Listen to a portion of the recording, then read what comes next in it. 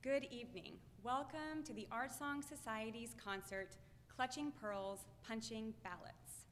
My name is Megan Iyer-Terwilliger, and I am the founder and executive director of the Art Song Society, where we aim to unite audiences through the exploration of culture and history through art song. We are thrilled you have joined us to learn about women's suffrage this evening. We would like to thank the Tennessee Arts Commission for partially funding this concert.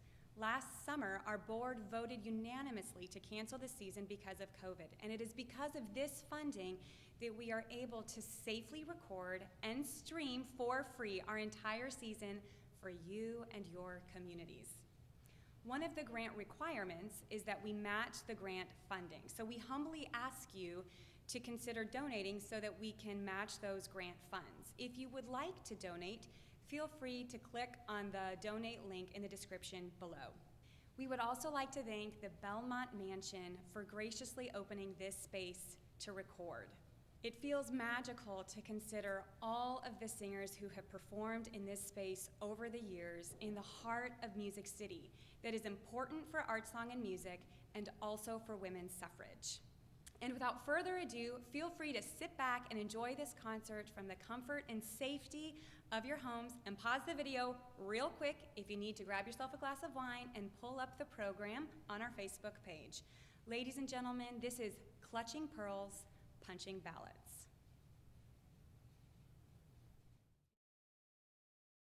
Welcome to our celebration of 100 years since the passage of the 19th Amendment. This prohibited the government from denying the right to vote based on sex.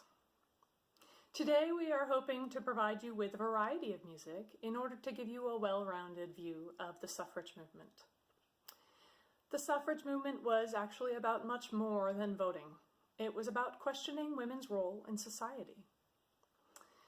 It was about creating space for women to be more than beautiful ornaments, keepers of the home, or members of the invisible working class. It was about allowing women to express opinions, be seen and heard publicly, and become an active part of American society, culture, and politics. The challenging of gender roles is not easy, then or now, and throughout this program we'll see just how rocky it could be. We've included both female and male composers. This was done with some debate. Men, of course, get the most acknowledgement in music and in the music of suffrage as well. And we wanted this to be first and foremost a celebration of the achievements of women. However, it is important to acknowledge that men were an active part in the suffrage movement, both for and against. And in fact, without the support of a substantial number of men who wield more power and social capital, the movement never would have succeeded. Today we'll start with a composer who typifies the genteel woman of the era. In social movements, not everyone protests. Not everyone voices their opinions. Large-scale change often happens in small increments by individuals making different choices day by day. This is the kind of contribution that Mary Howe made to first-wave feminism. In the 19th and early 20th century, middle and upper-class white women were expected to play music. This was primarily a way to attract men and to entertain at private social gatherings. But composing or performing publicly were looked down on for proper ladies. In order to continue having a career in music, women needed to have the support of both their parents and their husbands. And Mary Howe was fortunate to have both of these things. She was given piano lessons from an early age with some of the most prominent pianists in the Washington, D.C. area. And she began performing publicly around age 18. She was accepted into the Peabody Conservatory and studied with some of the brightest pianists and composers of the day. While studying at Peabody, she also began raising children. Rather than giving up her career as would have been expected, she continued studying, performing, and composing throughout their childhoods. Of course, her marriage to a lawyer and their immense financial means made this more possible. Mary Howe, in addition to her personal pushing of boundaries as a composer and performer, also wielded substantial influence in the musical life of Washington, D.C., where she spent her entire life. She collaborated with the Friends of Music at the Library of Congress. She campaigned for and helped found the National Symphony Orchestra. She served on its board of directors, as well as on the boards of the National Association of Composers and Conductors, the National Cultural Center, now known as the Kennedy Center for the Performing Arts, and more. She was also a fellow at the MacDowell Colony and the Huntington Hartford Foundation. In addition to pushing these boundaries on a personal level, she also actively promoted the work of other women. She's one of the founders of the Association of the American Women Composers. Her major performance outlet was a long-lived piano duo with her friend Anne Hall. In addition to performing standard classical fare, the group also performed the work of women composers, such as Amy Beach. Howe also promoted other women through her music by setting many of her songs to female poets, including Emily Dickinson, Catherine Harrison Chapin, and as in the case of our piece today, Eleanor Wiley. Wiley was also born into a privileged family based in the D.C. area. She is said to have been as beautiful and enchanting as her poetry. While Howe's song is called When I Died in Berners Street, Wiley's poem is called A Strange Story. And it is indeed a strange story. Each stanza imagines a death in a different street or district of London. I'm going to give you a little bit of insight into each of these areas to help dissect this poem. So if you want to follow along in your program, I think that will help. Berners Street at this time was a busy market district with hundreds of stalls. Houndsditch runs the path of an old ditch that was used to dispose of waste, and primarily dead dogs. Holborn is an ancient district, dating back to the early medieval period. Marylebone gets its name from a church dedicated to St. Mary.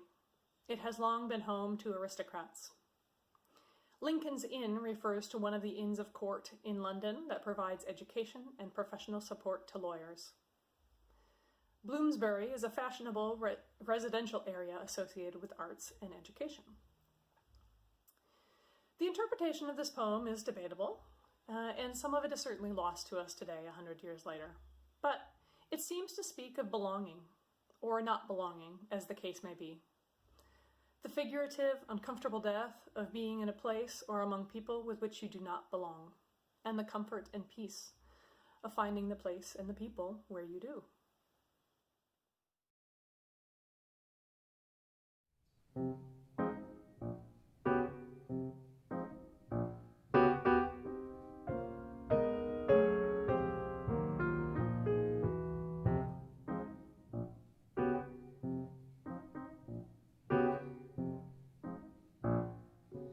When I died in Berners Street, I remember well that I had lights at head and feet, and a passing bell.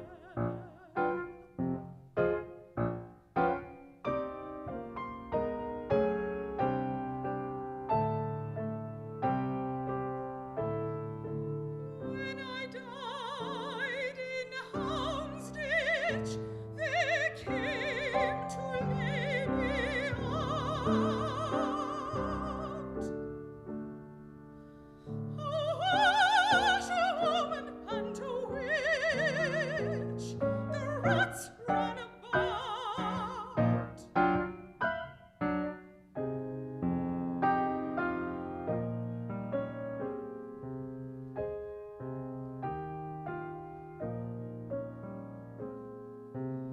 When I died in Holborn,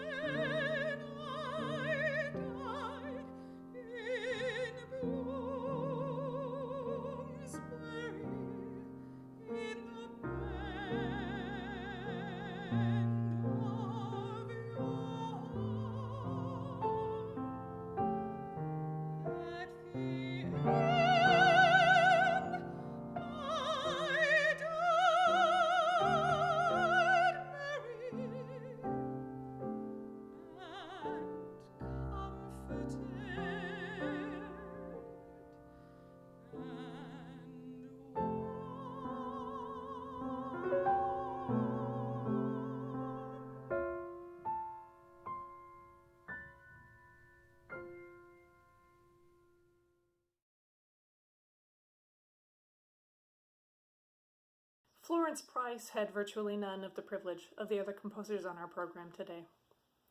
She was a black woman born in Little Rock, Arkansas, to a middle-class family.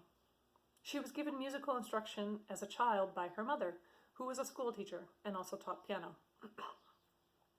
But Price was a prodigy.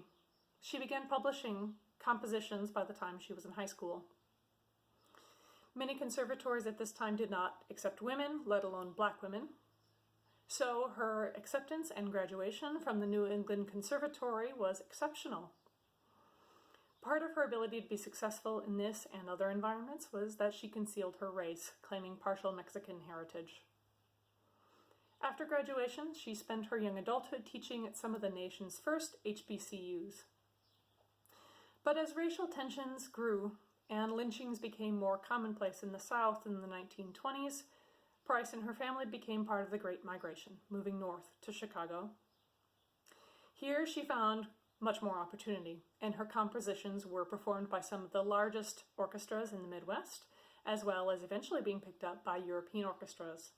She gained national and international recognition, and her pieces were performed by some of the most well-known artists of the day. But after her death, she faded into the background in a canon dominated by white men. Much of her music was thought lost until 2009, when, during renovations of an abandoned house that Price had used as a summer home, the new owners found piles of manuscripts and documents containing many of the scores that had been thought lost. Since then, Price has garnered more recognition, finally being recognized back home in Arkansas in 2018, when she was inducted into the Arkansas Women's Hall of Fame, and honored by the Arkansas State Music Teachers Association, who had previously denied her membership while she was alive. The piece that we'll hear today, The Heart of a Woman, is a setting of a poem by Georgia Douglas Johnson. Johnson was hailed as the foremost woman poet of the black race, a writer of flame-like intensity who renders and interprets the mysterious and inexplicable secrets of femininity. The piece is a direct commentary on the battle for suffrage and the constraints placed on women by those who claimed to be looking out for women's best interests by denying them the right to vote and keeping them in the home. Johnson's poem implies race subtly, but Price's setting is deliberately intersectional. Her mixing of classical musical conventions with blues is overt. Phrases describing the heart of a woman are heavily laden with blues-inspired chords and chromatic movement in the melody. The remainder of the piece uses conventional European word painting techniques, such as a repeating pattern in the piano after the phrase "the heart goes on," or dissonant chords on the repeated word "breaks" at the end. The exception to this is a blue note and blues chord on the word "dreamed." The placement of the blues elements in this piece, I believe, is a nod to the experience of black women specifically. All women were certainly kept caged, so to speak, based on sex, but black women were also violently discriminated against on the basis of race. Then, as now, black women have had to contend with both of these factors, fighting for respect from a white-dominated society designed to keep black people from achieving, as well as fighting for respect from all men, including black men, in a male-dominated society designed to keep women subjugated. Therefore, I think it is not a coincidence when Price uses blues conventions on the words "the heart of a woman" and "dreamed," but an acknowledgement of her womanness and dreams as specifically a black woman. This was a particularly potent message in the suffrage era. Racism was prevalent in the suffrage movement. Many suffragists were actively racist, while others were afraid that including African American women in the movement would mean that the Southern states would not participate or support the movement. African American women were active in the suffrage movement regardless, standing up to white women, taking part in marches and rallies, forming their own organizations, and continuing to fight for a right that they still weren't given for 45 years. In Price's composition, we see this delicate but determined stance of affirming women's rights while also demanding to be affirmed and acknowledged as specifically a black woman.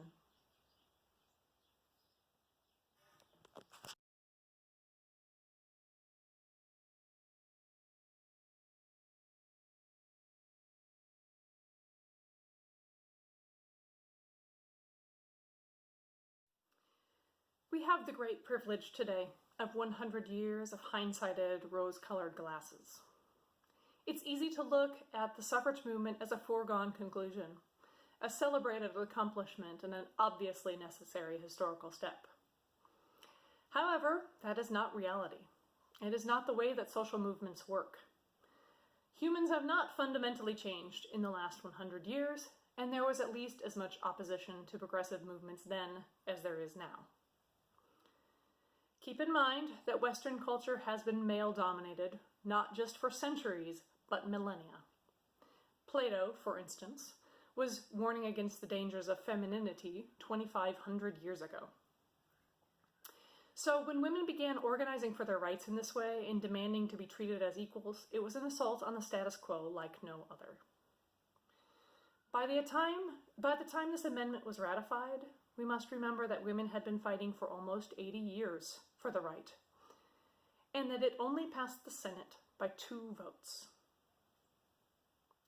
Going against gender standards was no easy feat, and the pushback was prolonged and intense. Both men and women took part in the anti-suffrage movement. Arguments against suffrage relied on the idea of proper roles. In the late 19th century, these roles were especially strict, and the idea of separate spheres was actively promoted. Men belonged in business and the public sphere, and women belonged in the home or in caregiver roles. This was seen as natural, preordained by God. Anti-suffrage propaganda relied heavily on the widespread acceptance of this notion and the subsequent shock value of depictions of men and women outside of their spheres. Women were depicted in public wearing pants and suits, a major threat at the time that I will discuss later. Men were shown ineptly caring for the children and the home. Though these depictions today are ridiculous to us, it was a potent message 100 years ago. Ironically, much of what was depicted has come to pass, though it has not meant a breakdown of society as was pretended, at least not yet. In the early 20th century, people were literally afraid that if gender roles were challenged, it would tear the fabric of a functional society. And the truth is that no one knew. No one knew what it would mean if women were allowed to vote in America on a large national scale. So it was a difficult argument to refute. We see this tactic of displaying men and women in alternate roles in E.H. Webb's song, Mind the Baby, I Must Vote Today.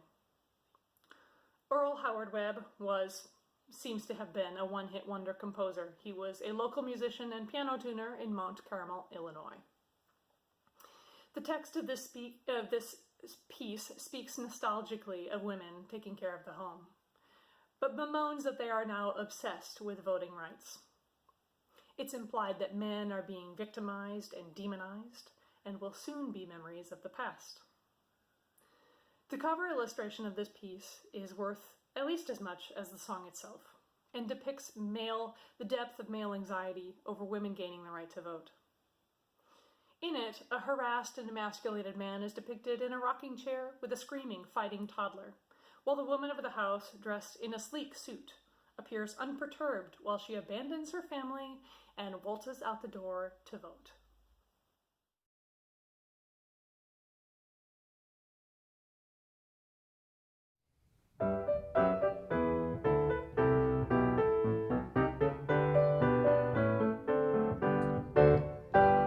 In olden times the women never voted, nor laid awake at night to fret and stew, 'cause Daddy Jones was trying for some office, and failed because of just a measly 2.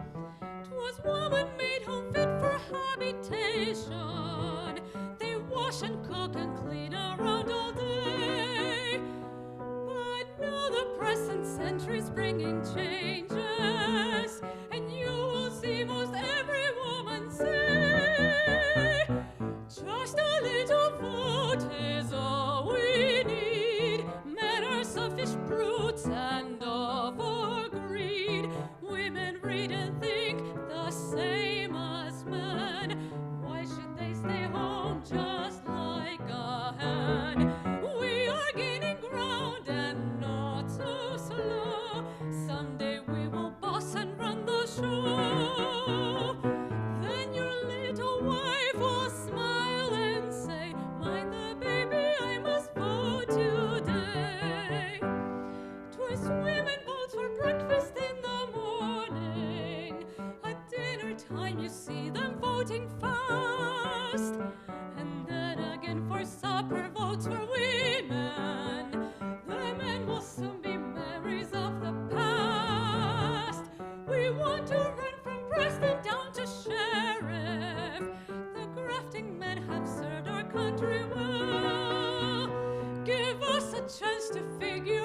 the glory. Just listen to the story we will tell. Just a little vote is all we need. Men are selfish brutes and of our greed. Women read and think the same as men. Why should they stay home just like a hen? We are gaining ground and not so slow. Someday we will boss and run the show. Then your little wife will smile and say, mind the baby, I must vote today. You may be familiar with Woody Guthrie's guitar that was emblazoned with the words, "This machine kills fascists." But you may be surprised to know there was also an innocuous machine that killed sexists. The bicycle. The bicycle, sold originally as an accessory for men, was overwhelmingly popular and became revolutionary for travel. By the 1880s, everyone was riding them, and many women, though discouraged because of the potential effects on their health and beauty, insisted on riding anyway. This was revolutionary for women's liberation in a variety of ways. One of the most prominent was a change in women's clothing. Proper women's attire during this time was deliberately confining. They were wearing floor-length gowns and undergarments that weighed many pounds. They also wore corsets, which showed off their figure, but also made it so they couldn't breathe very well. All of this was to display wealth and privilege, as no woman could possibly work in this kind of clothing.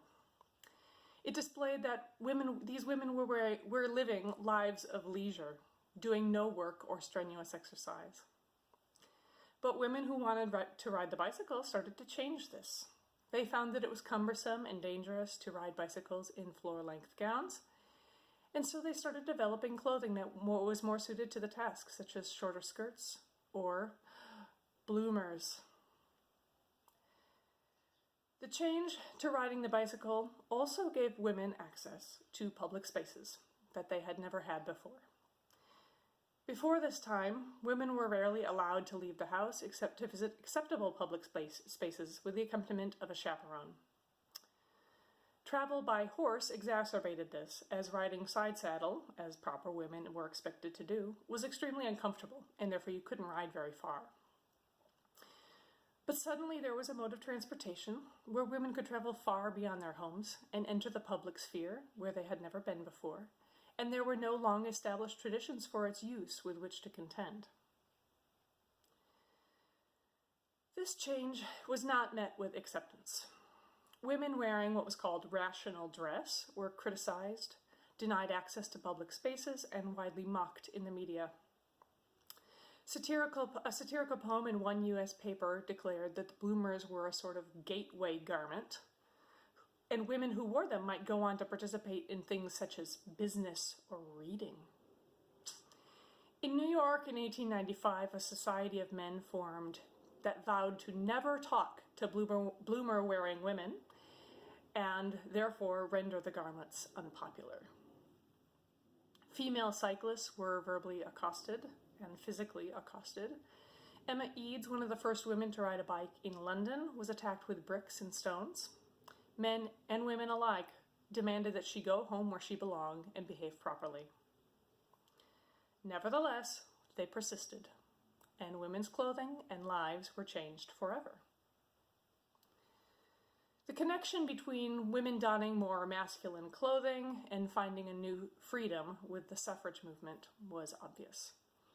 Caricatures in the anti-suffrage movement included women in masculine clothing, riding bicycles, and doing such crazy things as smoking, rushing off to protests, or going to vote, again leaving their husbands at home alone with the children.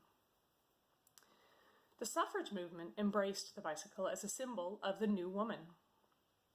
Bicycle riding women typified this new woman who didn't necessarily want to have children.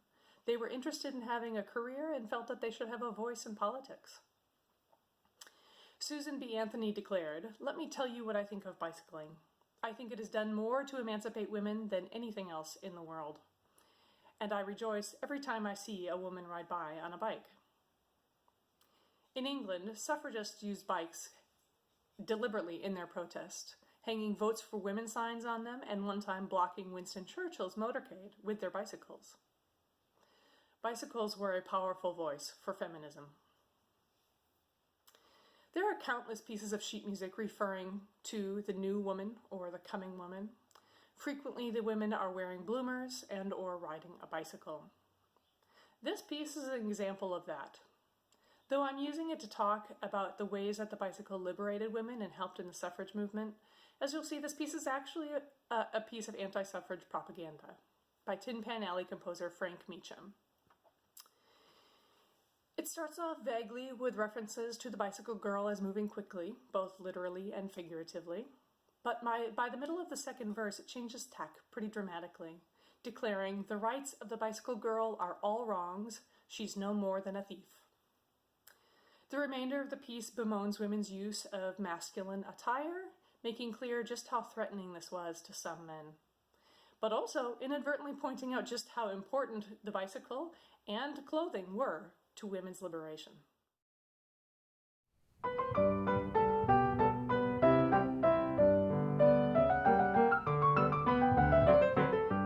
Oh, the bicycle girl, when she gets on the road, is bound neck or nothing to go.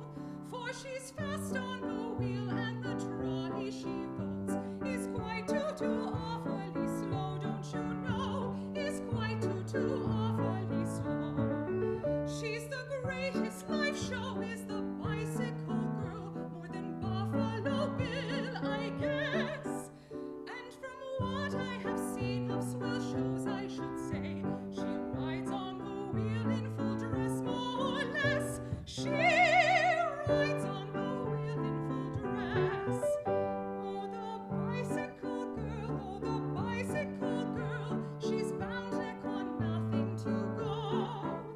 For she's fast on the wheel, and in matters of dress, she isn't by any means slow. Oh no, she isn't by any means slow. Oh, the bicycle girl is the latest thing out, just published by Women and Co. Of their notable rights in a very loose form. In short, without covers, you know that's no go. In short, without covers, you know. But the rights of the bicycle girl are all wrong. She's no more or less than a thief. For she's stolen her collars and caps, and she thinks we'll throw her the handkerchief. Yes, she does live. We'd throw her the handkerchief. Oh, the bicycle girl, oh, the bicycle girl, she's bound neck on nothing to go. For she's fast on the wheel, and the trolley she votes is quite too awfully slow. Oh no, it's quite too awfully slow.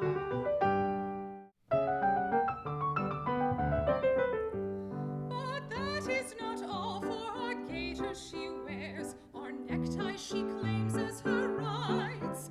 But she put the last straw on our backs when she stole our small clothes and even our tights. Oh, the frights, our small clothes and even our tights. Now this eyeglass is all that the bicycle girl has to claim as her own. Oh my!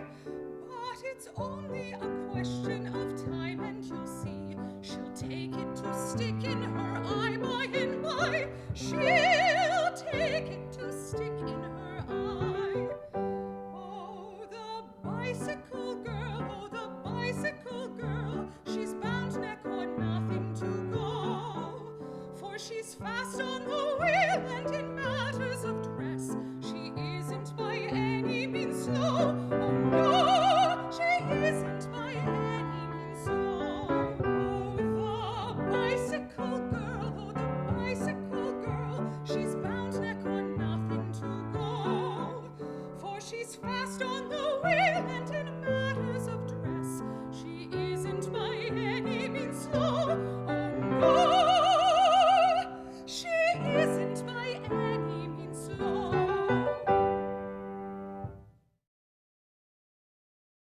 Our last piece today, The March of the Women, is a song composed by Ethel Smythe in 1910.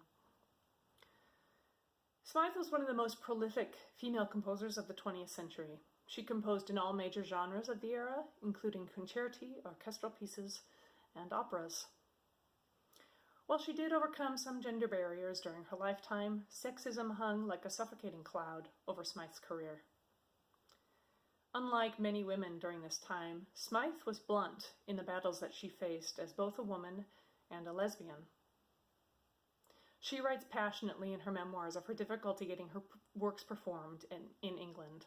She describes knocking her knuckles raw on the closed doors of English concert halls. She says, given her sex, quote, "If I were ever to win through it all, it would not be till I had one leg in the grave. I believed I had something to say, but as far as my countrymen went, was seemingly alone in this opinion." She did receive some recognition in America. Her opera Der Wald was performed at the Met in 1903. It was the only opera by a woman performed at this venue until 2016. Sadly, Smythe was accurate in her doubts about England. By the time she was recognized in the 1930s, she was in her 70s, and, like Beethoven, was too deaf to be able to hear either the audience's adulation or the performance. Unlike our other composers, Smythe was actively involved in the suffrage movement. This song was dedicated to the Women's Social and Political Union, which Smythe was a part of. They were the militant strain of the suffrage movement in the UK in the early 1900s. They performed civil disobedience and broke the law in order to force arrests. While imprisoned, they conducted hunger strikes. These hunger strikes prompted force feedings, in which the women were held down and a tube shoved down their throat. This amounted to torture in that it created a feeling of suffocation, and in fact many of the women were suffocated as the tube could be shoved into their lungs instead of their stomach. These hunger strikes and force feedings caused many women long-term health complications and sometimes death. Even suffragettes who were not imprisoned were subject to severe punishment. They were subject to societal degradation, being called unwomanly, monstrosities of nature, and undesirable militants. They were also subject to physical and sexual assault. Women coped with these difficult circumstances in a variety of ways, one of which was singing. There were several songbooks created for use at meetings and rallies. Most of these songbooks contained song parodies, meaning that the women would write suffrage-themed lyrics to be sung to familiar tunes. There was some music written specifically for the suffrage movement, as in the two pieces we just heard. Most of these songs were meant for private consumption. They were printed on sheet music and meant to be purchased and played in people's homes or for private gatherings. They served a function similar to pop music today. They might have a pertinent message for people to listen to, but they were rarely used by activists. The March of the Women was a rare exception to this. Smythe originally composed the work for unison singing with optional piano accompaniment. It was first performed by the suffrage choir on January 21, 1911, at a ceremony celebrating the release of activists from prison. It was introduced at this concert as the WSPU's new official anthem, replacing the Women's Marseillaise, a parody of La Marseillaise. It was again performed at a rally in March of that year, with Smythe conducting the entire gathering, singing it. Smythe continued to actively promote the song throughout WSPU's membership, providing multiple arrangements, including choral, orchestral, and solo piano versions, and it became the anthem of the suffrage movement throughout the UK. In addition to being used as a rallying cry at public gatherings, the song was also used in more destitute conditions. Like activists during the civil rights era who used spirituals to reinforce unity and connection and keep their nerve and morale up in difficult circumstances, the suffragettes used the March of the Women while imprisoned. One account of this comes from the conductor Thomas Beecham, who notes that he went to visit Smythe in prison and found the activists, quote, marching round the courtyard and singing lustily their war chant, while the composer, beaming approbation from an overlooking upper window, beat time in an almost Bacchic frenzy with a toothbrush. A more poignant account comes from the leader of the British suffrage movement and Smythe's friend, Emmeline Pankhurst.